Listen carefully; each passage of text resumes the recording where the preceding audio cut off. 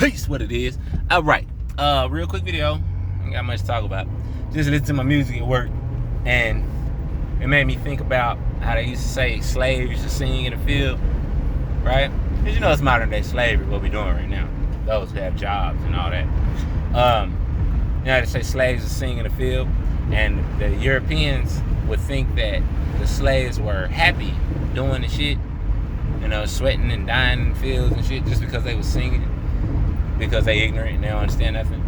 But what it is like, you know, singing channels your energy, you know what I'm saying? So you sing, it puts you mentally in a good, in a feel good place, and that good feeling gives you energy, you know, literal energy that you transform and transmute into you know, physical work. So, you know, it's a science to that, you know, for those who, you know, here I go with that shit again.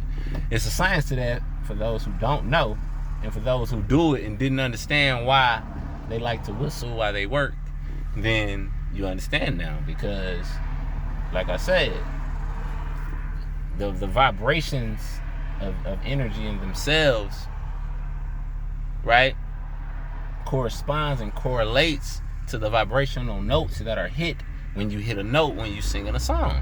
You know, if you go watch some Dr. Aleem videos, he speak heavily on I'm finna get hit by a car. He speak heavily on the chakras and how they correspond to particular notes.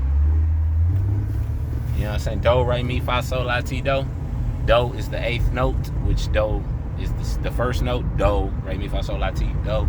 So 7 is the 7 harmonic notes correspond to the 7 major chakras. 7 days of the week, 7 major planets, 777, 7 is master, 7 Elohims.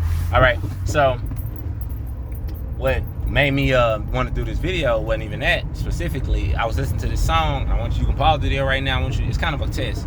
I want you to pause the video right now and go listen to a song called We Are One by Frankie Beverly and Mace. Came out in the 80s. It's called We Are One. A lot of us probably already know this song. Some of you youngsters might not, you millennials.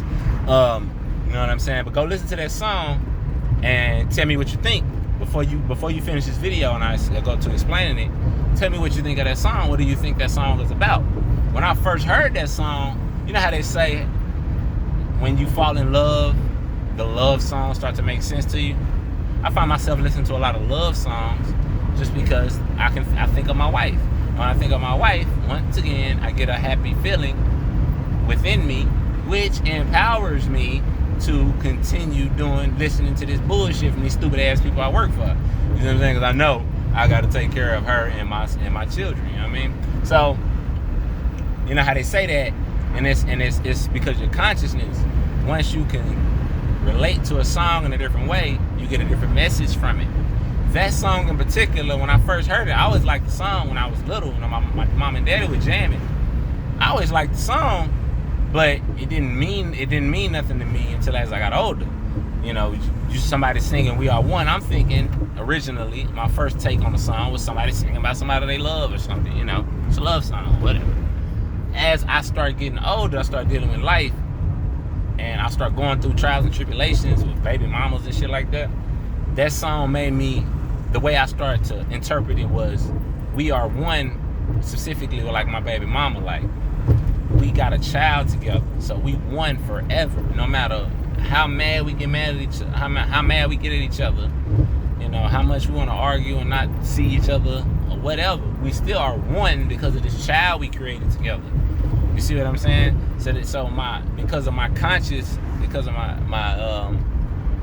my conscious, the song meant more to me as I got older.